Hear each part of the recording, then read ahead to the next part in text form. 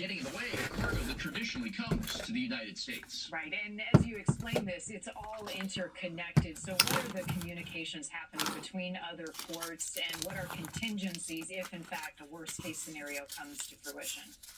Well, on a regular basis, Marnie, talking with colleagues at ports and shipping companies, logistics firms, and manufacturers across a variety of geographies. Simply trying to keep the cargo flowing with a semblance of regularity has been proven to be okay. Now, we're just coming out of the Lunar New Year holiday, meaning it's our traditional slower season. We're able to absorb some peaks and valleys in the cargo flow here in Los Angeles as one barometer, better than we would say during the peak season. But if ports start to get congested, decisions will have to be made. If floor space is taken up at manufacturing locations, you're going to have to move that cargo out of the way. Extra touches to cargo mean higher costs, and those may be burdensome to the American consumer. Well, we're not at that worst-case scenario yet. It sounds like there's some positive news from the ports, especially there in L.A. Gene Staraca, thank you so much for your time. All right, let's go to Washington. House Speaker Mike Johnson talking right now about the funding fight and DHS. Let's listen. The lives of our children. This is common sense versus crazy. Everybody can see it, and they're going to put it on display again tomorrow. As the leader said, we're going to vote to fund Homeland again. And I think that vote tally, that should be blown up. It should be put at poster size in every airport terminal so they can see who voted to keep those lines at TSA winding around the airports and to endanger everybody's lives. Take some questions. Mr. Speaker, right, front row.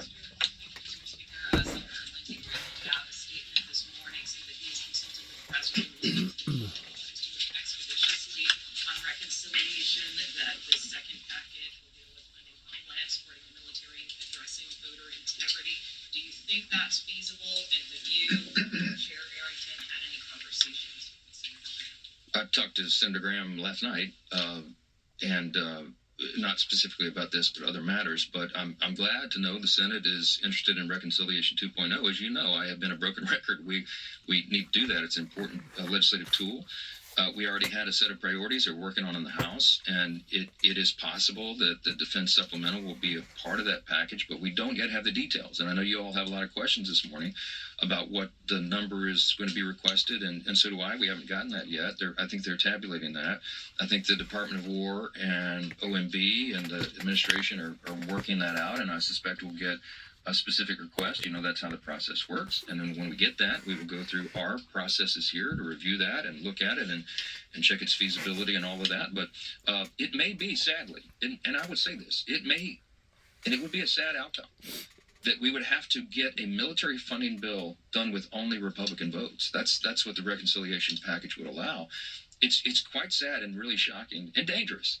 Again, Democrats with their crazy policies, they have Trump derangement syndrome. They would not even, I don't even think they would agree to vote on a bill that would simply restock our munitions. We've used some of those, as you know, in Operation Epic Fury. And we've got to do that. It's a necessity. The first job of the federal government is to protect the people. But Democrats, I don't think we can count on their votes to do the simple, basic responsibility of Congress. And so it is part of reconciliation. Probably we'll see. Yes, go ahead. Mr. Speaker, good morning. You next.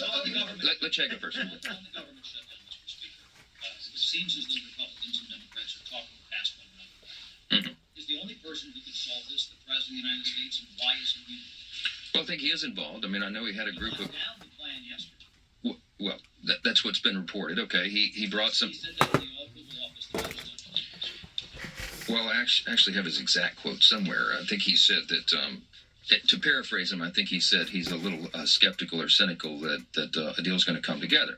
What we're hearing, okay, in our chamber is that there's discussions going on and Democrats are demanding to break off parts of Homeland and fund it separately. I so appreciate Congressman Ciscomani.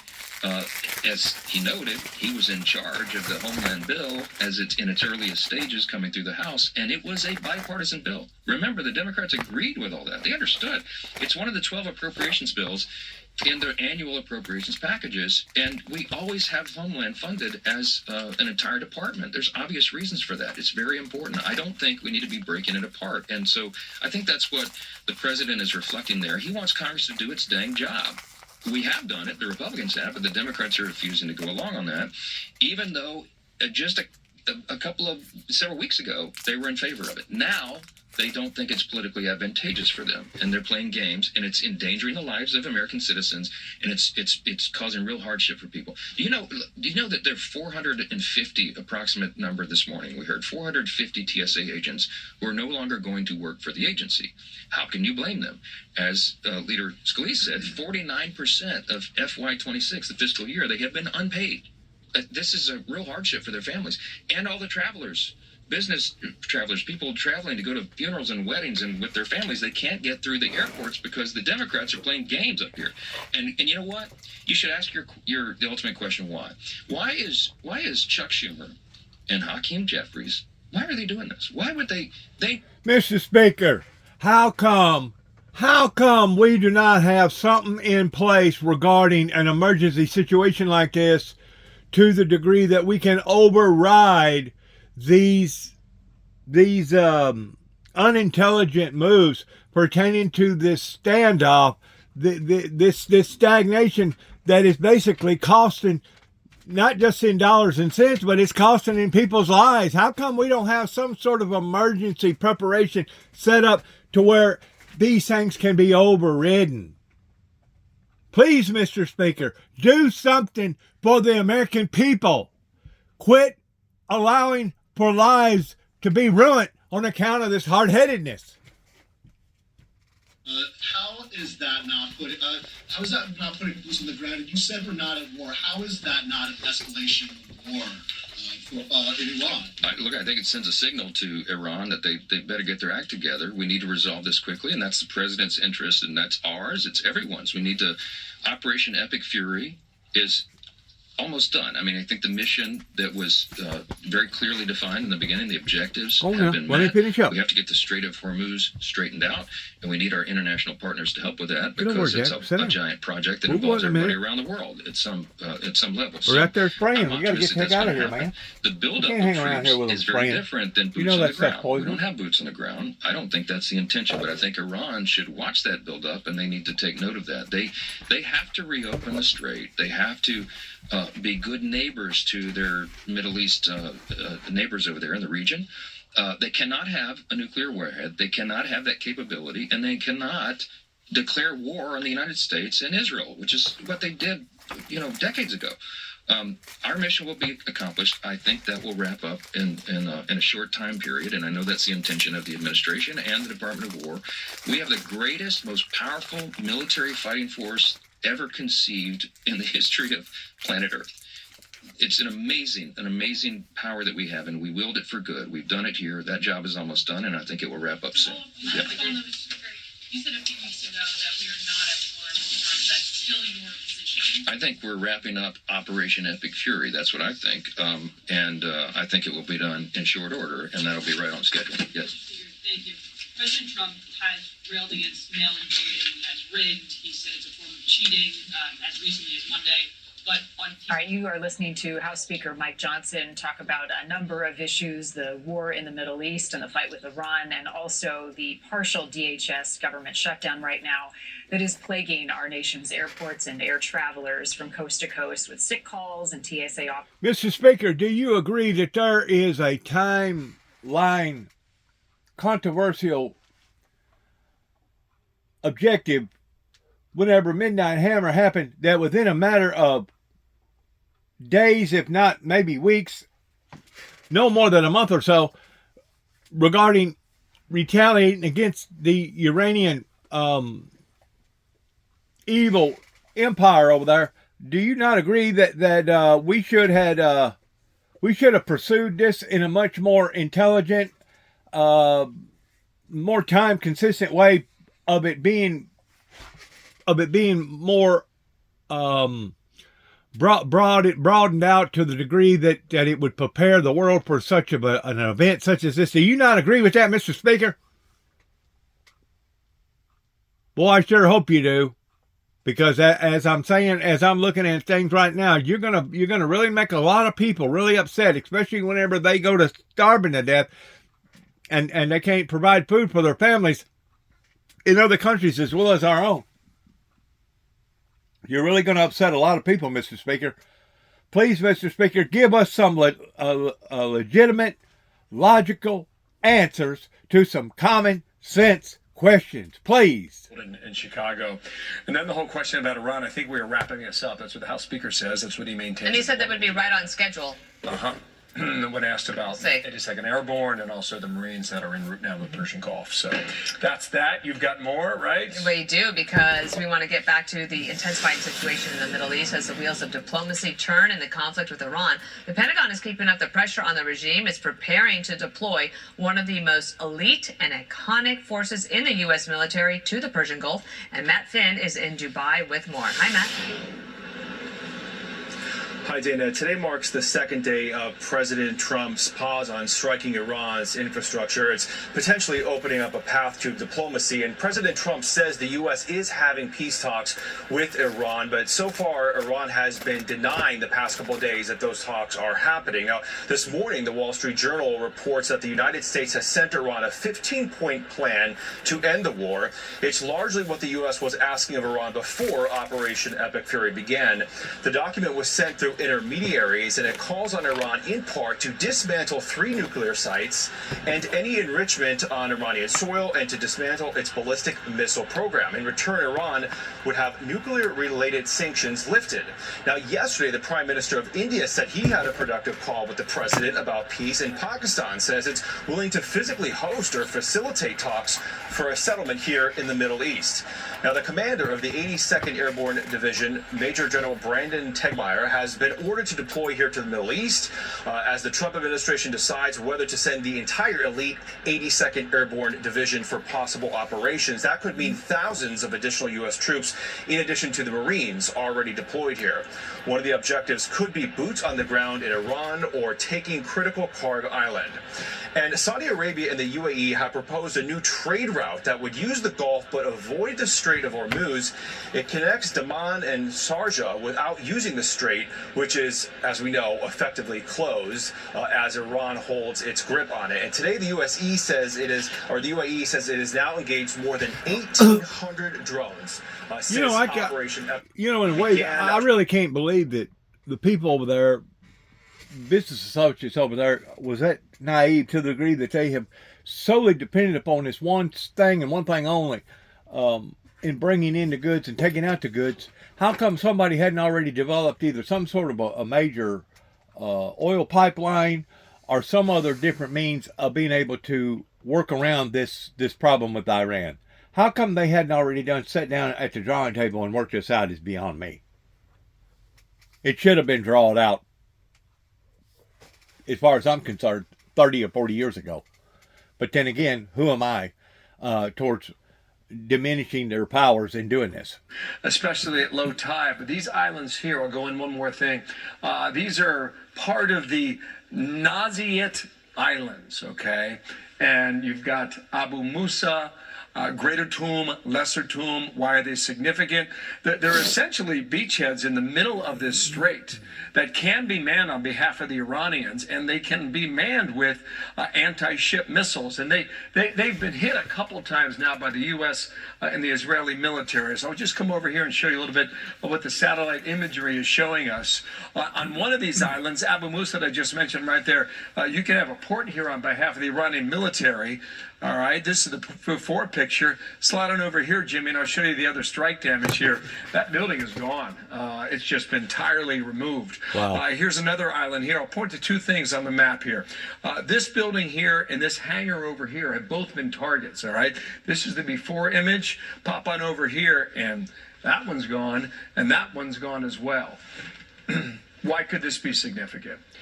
If the Marines or the 82nd Airborne is going to take territory, somewhere in the Strait of Hormuz, these would be the islands you would man in part to make sure that shipping lines are safe to go through.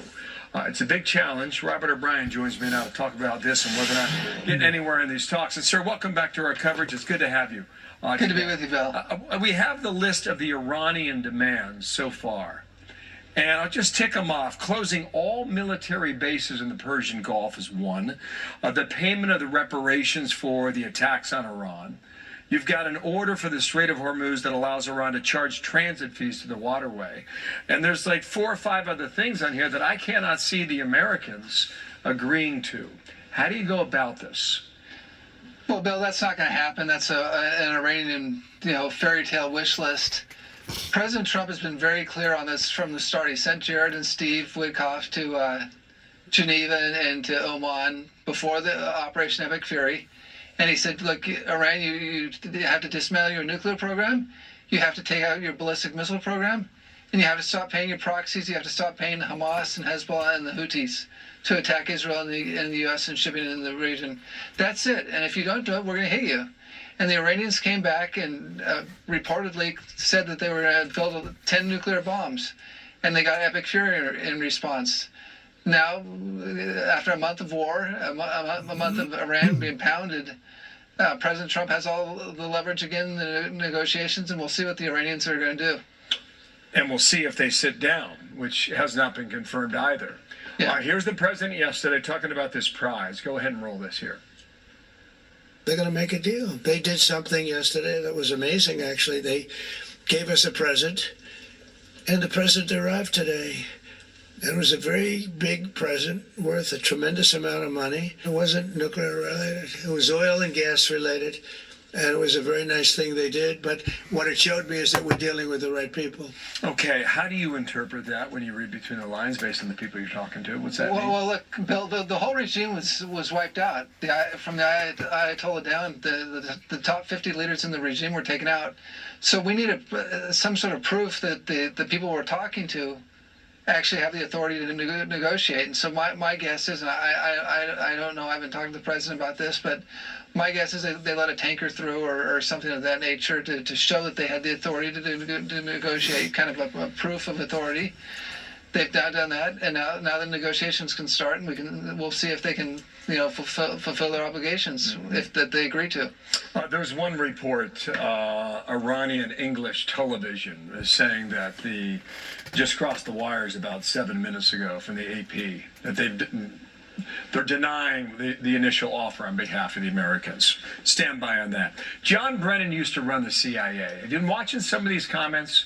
Just go ahead and play the clip about how he trusts the Iranians more than the American president. I hope he didn't say that. I hope he did not say that. Well, I tend to believe Iran more than I do Donald Trump because he could not acknowledge the truth, even when he's slapped in the face with it repeatedly. He's going to make these claims about negotiations that the Iranians now are sending signals that they really want. Mr. Speaker, how come this guy's still in power? How come this guy still got a job? Anything close to the truth in that statement. Who are they cheering for? Exactly. Well, this is no surprise coming from Brennan, unfortunately, and sadly, he did so much damage to the CIA with his Russiagate hoax, and he's been a very bad actor in the intelligence community, and he's done lasting damage. We want him out of there. Get him out. Shilling for the Iranians and criticizing the president of the United States, which I would have never done that with Biden or Obama. Anybody that's a sympathizer to this event needs to be arrested, and the other people need to be charged with treason, really and truly, especially if they're supposed to be on our side, don't you think? Together, we'll see. Robert O'Brien, thanks for your time. Dana. Well, we have a live look at Capitol Hill. This is where a hearing is underway right now on the impact of the shutdown. And then they want to raise teetotal hell about somebody like Eric Snowden. I don't get it. I really don't get it. These people that are in power, that are up there making calls for the American people and for our American military. Right now they're talking about invoking the 82nd Infantry, which is just right up the road here, pertaining to our Tennesseans and our Kentuckians and our local around here, pertaining to putting boots on the ground that we're going to have to take a chance on seeing our men and women coming home in body bags.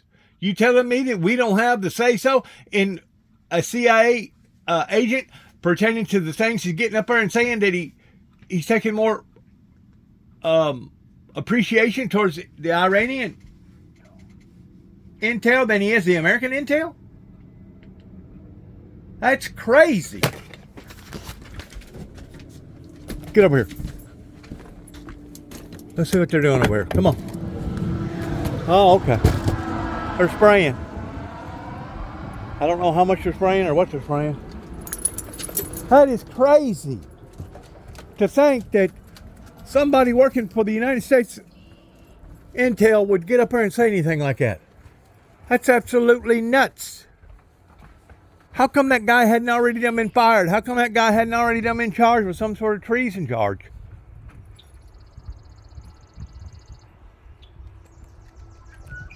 There's so many mixed up things going on right now that I guarantee if these things was to have been going on even 50 years ago, even 60 years ago, it would have been looked upon as being an act of treason. Crazy. Endangering our lives, endangering our military personnel that way. It's crazy. Oh, Lord Jesus, have mercy upon us all.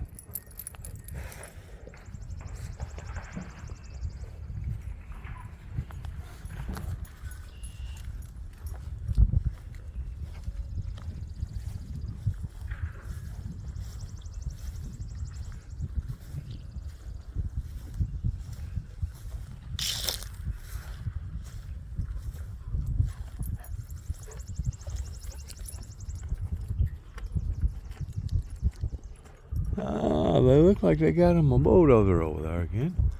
A backhoe. See it right there?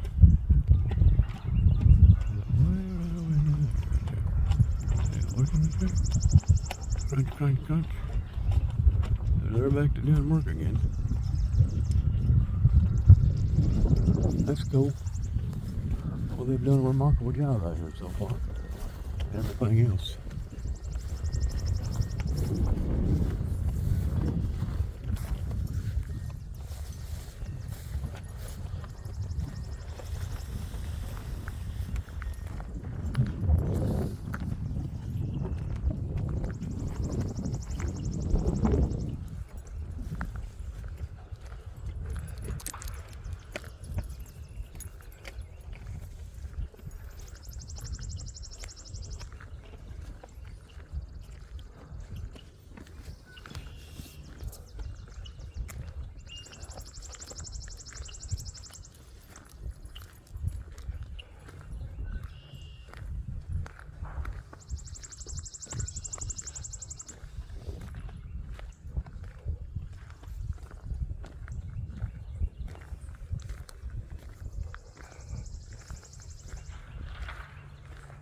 Crunch, crunch, crunch.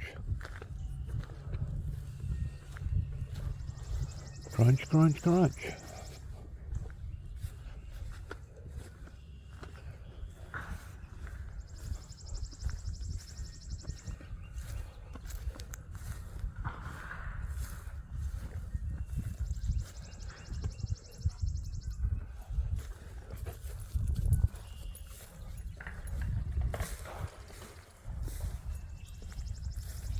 What are you sniffing of, Jack?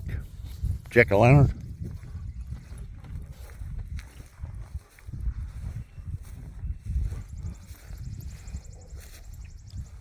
I got this trailer off my investigator buddy. It's been, this has basically come off of a small little trailer. Like an RV. And whoever had it has buckled part of the frame right there, and the whole thing basically has a slight you can go down here and look at it this way. It has a slight bow to it right there. So what I'm going to do, I'm going to take these chains that my dad put here for frame straightening. Chains right here.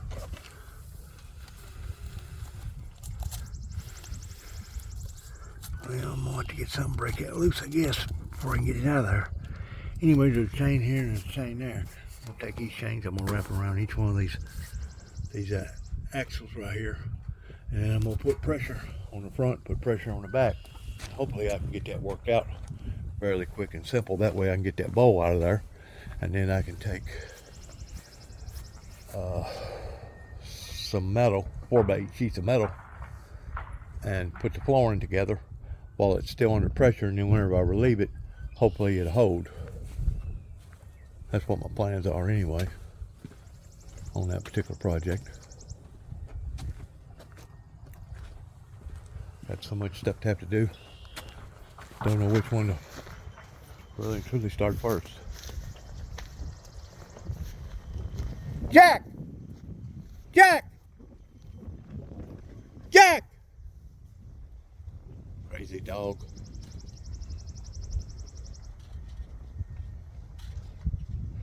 Jack! Get up here, Jack!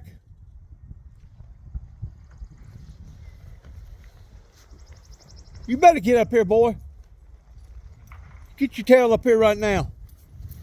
Come on, get up here. They're through spraying, I guess, for right now. I don't know what they've been doing. Come on. Maybe they ain't spraying the whole thing. They ain't supposed to be spraying when the wind's blowing. Here.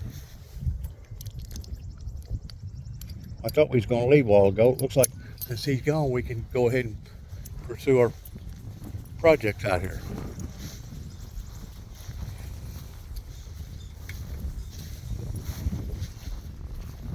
Windy, windy, windy. Very windy today.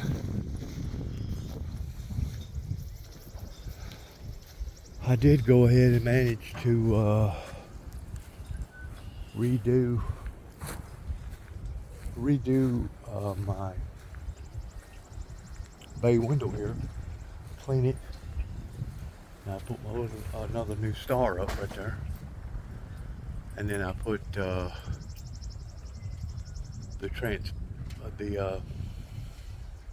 Teflon stuff that you basically put in your windshield of your automobile to bounce back the sunlight and bounce back the heat, because even though it's a dark colored bay window, it still gets extremely hot, and unless you like to have high dollar utility bills in the summertime pertaining to your air conditioner running all the time, you're going to do every feasible thing that you can think of to be able to open the windows up and do what needs to be done. What do y'all want? Huh? What do you want? What do you want? Tiger, you hungry? Tags. Tags, are you hungry? Tiger.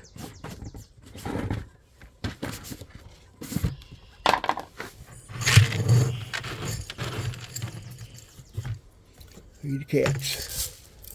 Feed the mongrels.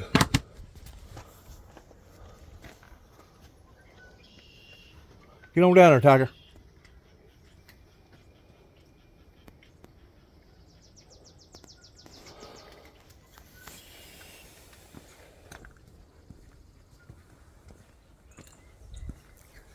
Anywho, I'm gonna have to get the mower out, I guess, because this stuff's gonna take off before long. As soon as that ground reaches a certain temperature, with the sun coming out, you'll see stuff like this right here take off like a bullet.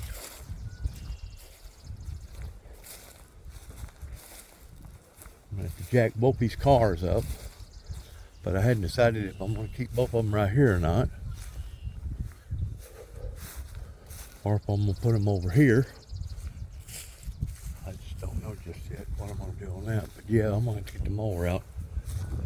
Them little wild onions right there. Them things get to growing so fast. Yep. I think Jim Boy, my cousin, he's supposed to be on out here now in about another couple weeks from now, towards bringing some of his stuff out here. That way he can start developing what he needs to develop out here. Here's another pile of brush right here I need to burn. If it ain't one thing, it's 1,000 different others. I'm pretty sure it's just a matter of time if they brought that backhoe in down there. Just a matter of time before they're gonna bring in some of the other equipment, because they still have yet to take all the topsoil that they dug off the top part while they was building various levees over here. Got a levee over here and a levee over here. They still got to come in there and spread that back down to put the topsoil back down. We plan on tilling that property this year, which I don't know that they are, and I don't know that they ain't. I don't know what their plans are. This is the Hall family over here that's done a remarkable job this year in doing what they're doing.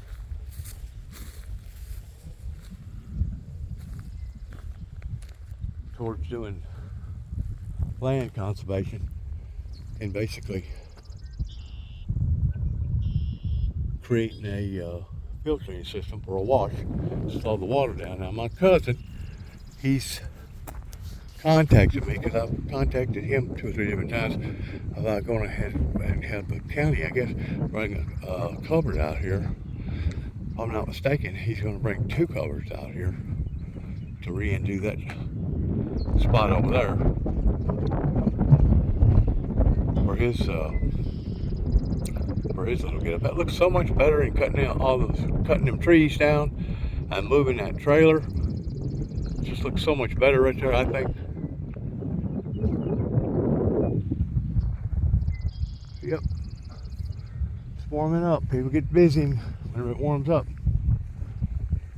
Things to do, people to see, places to go. I want to say thank you for listening. God bless to our troops. If the 82nd Airborne is called upon, just pray for our troops and their bravery and their safety. That Godspeed will be with them in all our endeavors. God bless. God bless America. God bless our troops, and shalom.